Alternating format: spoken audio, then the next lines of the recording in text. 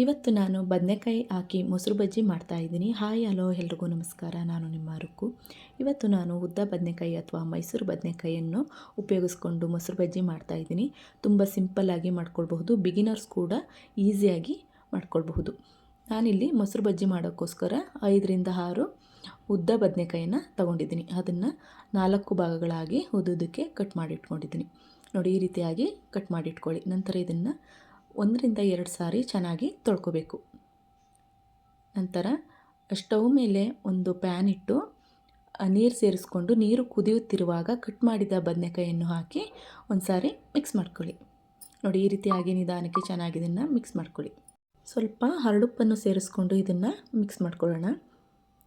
ನೋಡಿ, ಈ ರೀತಿಯಾಗಿ ಚೆನ್ನಾಗಿ ಮಿಕ್ಸ್ ಮಾಡಿಕೊಂಡು 10ರಿಂದ 15 ನಿಮಿಷ ಇದು ಚೆನ್ನಾಗಿ ಬೇಯಬೇಕು. ಸಾಫ್ಟಾಗಿ ಬೇಯೋ ತನಕ ಇದನ್ನು ಲಿಡ್ ಕ್ಲೋಸ್ ಮಾಡಿ ಲೋ ಫ್ಲೇಮ್ ಇಟ್ಟು ಬೇಯಿಸ್ಕೋಬೇಕು. 10ರಿಂದ 15 ಮಿನಿಟ್ಸ್ ಆದಮೇಲೆ ಲಿಡ್ ಓಪನ್ ಮಾಡಿ ನೋಡಿ, ಬದನೆಕಾಯಿ ಕೂಡ ಚೆನ್ನಾಗಿ ಬೇಯ್ತಾ ಇದೆ. ಒಂದು ಸಾರಿ ಮಿಕ್ಸ್ ಮಾಡಿ ನೋಡಿ ಬದನೆಕಾಯಿ ಬೆಂದಿದೆಯೋ ಇಲ್ವೋ ಅಂತ. ಬದನೆಕಾಯಿ ಕೂಡ ಚೆನ್ನಾಗಿ ಬೆಂದಿದೆ. ಇವಾಗ ನೀರನ್ನೆಲ್ಲ ಸೋದಿಸ್ಕೋಬೇಕು.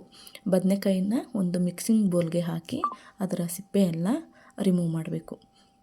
ನೋಡಿ, ಈ ರೀತಿಯಾಗಿ ಚೆನ್ನಾಗಿ ಮ್ಯಾಶ್ ಮಾಡಿಕೊಂಡು ಅದರ ಸಿಪ್ಪೆ ಎಲ್ಲ ರಿಮೂವ್ ಮಾಡ್ಕೊಳ್ಳಿ. ಇವಾಗ ಒಂದು 5 ನಿಮಿಷ ಇದನ್ನು ತಣ್ಣಗಾಗಲು ಬಿಡಬೇಕು. ಇದು ತಣ್ಣಗಾಗುವಷ್ಟರಲ್ಲಿ ಇದಕ್ಕೆ ಒಗ್ಗರಣೆ ರೆಡಿ ಮಾಡ್ಕೊಳ್ಳೋಣ. ಸಿಂಪಲ್ಲಾಗಿ ಒಗ್ಗರಣೆ ಹಾಕ್ಕೊಂಡ್ರೆ ಸಾಕು. ಸ್ಟವ್ ಮೇಲೆ ಒಂದು ಪ್ಯಾನ್ ಇಟ್ಟು 3ರಿಂದ 4 ಸ್ಪೂನ್ ಎಣ್ಣೆ ಸೇರಿಸ್ಕೊಳ್ಳೋಣ. ಎಣ್ಣೆ ಸ್ವಲ್ಪ ಬಿಸಿ ಆದಮೇಲೆ ಅರ್ಧ ಸ್ಪೂನ್ ಆಗುವಷ್ಟು ಸಾಸಿವೆ ಹಾಕಿ. ಸಾಸಿವೆ ಚಟಪಟ ಆದಮೇಲೆ 1 ಟೇಬಲ್ ಸ್ಪೂನ್ ಆಗುವಷ್ಟು ಕಡಲೆಬೇಳೆ, ಅರ್ಧ ಟೇಬಲ್ ಸ್ಪೂನ್ ಉದ್ದಿನಬೇಳೆ ಹಾಕಿ ಚೆನ್ನಾಗಿ ಫ್ರೈ ಮಾಡ್ಕೊಳ್ಳಿ. ಕಡಲೆಬೇಳೆ ಕಲರ್ ಚೇಂಜ್ ಆಗೋ ತನಕ ಫ್ರೈ ಮಾಡಿಕೊಂಡ್ರೆ ಸಾಕು. ಆಮೇಲೆ ಖಾರಕ್ಕೆ ಬೇಕಾಗುವಷ್ಟು ಹಸಿಮೆಣಸಿನಕಾಯಿನ ಉದ್ದುದ್ದಕ್ಕೆ ಕಟ್ ಮಾಡಿಕೊಂಡು ಸೇರಿಸ್ಕೊಳ್ಳಿ. ನಾನಿಲ್ಲಿ 4ರಿಂದ 5 ಹಸಿಮೆಣಸಿನಕಾಯಿ ತೊಗೊಂಡಿದ್ದೆ. ನಂತರ ಒಂದು ಸಣ್ಣದಾಗಿ ಕಟ್ ಮಾಡಿದ್ದ ಈರುಳ್ಳಿನ ಸೇರಿಸ್ಕೊಳ್ಳಿ. ನಂತರ ಸ್ವಲ್ಪ ಕರಿಬೇವು ಸೊಪ್ಪನ್ನು ಹಾಕಿ ಮಿಕ್ಸ್ ಮಾಡಿಕೊಡಿ. ಈರುಳ್ಳಿ ಕಲರ್ ಚೇಂಜ್ ಆಗೋ ತನಕ ಇದನ್ನು ಚೆನ್ನಾಗಿ ಫ್ರೈ ಮಾಡಿಕೊಂಡ್ರೆ ಸಾಕು. ಈ ವಿಡಿಯೋ ನಿಮಗೆ ಇಷ್ಟ ಆದರೆ ಪ್ಲೀಸ್ ಲೈಕ್, ಶೇರ್ ಮಾಡಿ. ಒಗ್ಗರಣೆನೂ ಕೂಡ ಚೆನ್ನಾಗಿ ಬೇಯ್ತಾ ಇದೆ. ಇವಾಗ ಸ್ವಲ್ಪ ಹಿಂಗು ಸೇರಿಸ್ಕೊಳ್ಳೋಣ. ಚಿಟಿಕೆ ಹಿಂಗೆ ಹಾಕ್ಕೊಂಡ್ರೆ ಸಾಕು. ನೋಡಿ, ಇವಾಗ ಹಿಂಗು ಕೂಡ ಹಾಕಿ ಚೆನ್ನಾಗಿ ಇದನ್ನು ಮಿಕ್ಸ್ ಮಾಡ್ಕೊತಾ ಇದ್ದೀನಿ. ಚೆನ್ನಾಗಿ ಮಿಕ್ಸ್ ಆಗಿದೆ. ಒಗ್ಗರಣೆನೂ ಕೂಡ ರೆಡಿಯಾಗಿದೆ. ಈ ಒಗ್ಗರಣೆನ ಮೊದಲೇ ರೆಡಿ ಮಾಡಿ ಇಟ್ಟಿದ್ದ ಬದನೆಕಾಯಿಗೆ ಒಗ್ಗರಣೆನ ಹಾಕೋಬೇಕು. ಇವಾಗ ಇದೆಲ್ಲವನ್ನು ಚೆನ್ನಾಗಿ ಮಿಕ್ಸ್ ಮಾಡ್ಕೊಳ್ಳೋಣ. ಸೈಡ್ ಡಿಶ್ ಆಗಿ ಕೂಡ ಉಪಯೋಗಿಸ್ಬಹುದು. ತೆಳುವಾಗಿ ಮಾಡಿಕೊಂಡ್ರೆ ಅನ್ನ ಮುದ್ದೆಗೆ ಚೆನ್ನಾಗಿರುತ್ತೆ. ಚಪಾತಿ ಹಾಗೂ ದೋಸೆಗೆ ಸೈಡ್ ಡಿಶ್ ಆಗಿ ಮಾಡಬಹುದು. ನೋಡಿ, ಇವಾಗ ಇದು ಕೂಡ ಚೆನ್ನಾಗಿ ಮಿಕ್ಸ್ ಆಗಿದೆ. ಇವಾಗ ಏನು ಮಾಡಬೇಕು ಅಂತಂದರೆ ಅರ್ಧ ಕಪ್ ಅಥವಾ 1 ಕಪ್ ಆಗುವಷ್ಟು ಗಟ್ಟಿ ಮೊಸರನ್ನ ಸೇರಿಸ್ಕೋಬೇಕು. ಮೊಸರು ಸ್ವಲ್ಪ ಹುಳಿ ಇದ್ರೇ ಚೆನ್ನಾಗಿರುತ್ತೆ. ಹುಳಿ ಇಲ್ಲ ಅಂದರೆ ನಿಂಬೆಹಣ್ಣಿನ ರಸ ಸೇರಿಸ್ಕೊಳ್ಬಹುದು. ಗಟ್ಟಿ ಮೊಸರು ಹಾಕಿದ್ಮೇಲೆ ಚೆನ್ನಾಗಿ ಈ ರೀತಿಯಾಗಿ ಮಿಕ್ಸ್ ಮಾಡಿಕೊಡಿ. ಮೊಸರು ಹುಳಿ ಇರಬೇಕು, ಆವಾಗ ಈ ಮೊಸರು ಬಜ್ಜಿ ತುಂಬಾ ಚೆನ್ನಾಗಿರುತ್ತೆ. ಈಸಿಯಾಗಿ ಮಾಡ್ಬೋದು, ಹಾಗೆ ಅಷ್ಟೇ ರುಚಿಕರವಾಗಿರುತ್ತೆ. ನೀವು ಕೂಡ ಒಮ್ಮೆ ಟ್ರೈ ಮಾಡಿ.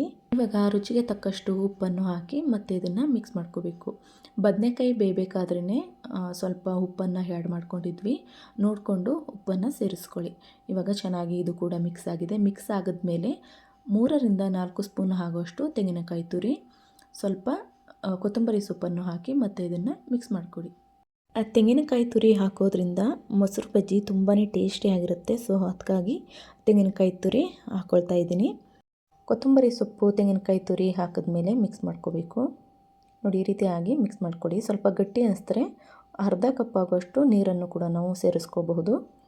ನೋಡಿ, ಇವಾಗ ಪರ್ಫೆಕ್ಟಾಗಿದೆ. ಇವಾಗ ಬದನೆಕಾಯಿ ಮೊಸರು ಬಜ್ಜಿ ರೆಡಿಯಾಗಿದೆ. ನಮ್ಮನೇಲಿ ಅಕ್ಕಿ ರೊಟ್ಟಿ ಜೊತೆ ಸೈಡ್ ಡಿಶ್ ಆಗಿ ಬದನೆಕಾಯಿ ಮೊಸರು ಬಜ್ಜಿ ಮಾಡ್ಕೊಂಡಿದ್ವಿ. ಒಳ್ಳೆ ಕಾಂಬಿನೇಷನ್ ಆಗಿತ್ತು. ನೀವು ಕೂಡ ಒಮ್ಮೆ ಟ್ರೈ ಮಾಡಿ. ಈ ವಿಡಿಯೋ ನಿಮಗೆ ಇಷ್ಟ ಆದರೆ ಪ್ಲೀಸ್ ಲೈಕ್, ಶೇರ್, ಕಮೆಂಟ್ಸ್ ಮಾಡಿ. ಹಾಗೆ ನನ್ನ ಚಾನಲ್ನ ಸಬ್ಸ್ಕ್ರೈಬ್ ಮಾಡಿ ಫ್ರೆಂಡ್ಸ್. Thank you.